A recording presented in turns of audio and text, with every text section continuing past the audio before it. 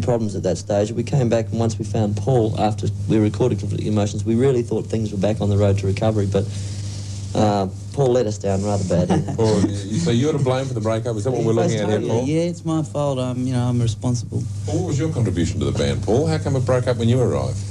Well, I don't know. I think I just kept a bad band together for another year. That's probably more like the truth of the story. When you first started, Split Enz image was pretty weird. Now, what's happened? Have you softened, or is the weirdness caught up? Well, it became like what was offbeat became... Normal. Normal, really quickly. Now, sort of, everybody sort of dresses up and gets in amongst, the costumes and the makeup and, shaves their heads and that. Yeah.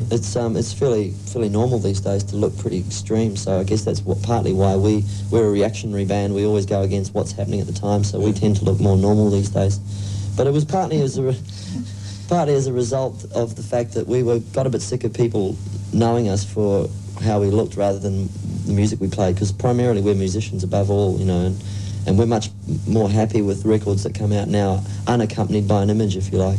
They stand by themselves. Neil, in your opinion, what was the best album you ever put out? Time and Tide, I think. The second to last album that we did. We had a fantastic time making it. It was a very personal album from a lyrical point of view. It was just great.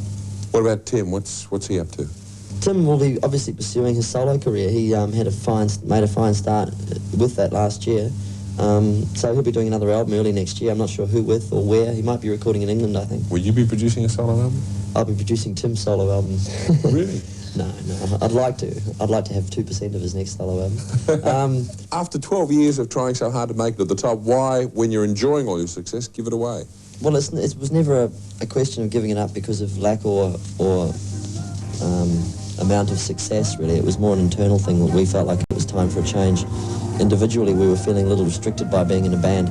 After you've been in a group for a long period of time, it becomes obvious that there's certain things you can't do unless you step outside the band. And if you step outside the band and try and keep the band together, having two things going at once can be a destructive force, and we didn't want that to happen. So we sort of nipped any problem in the bud that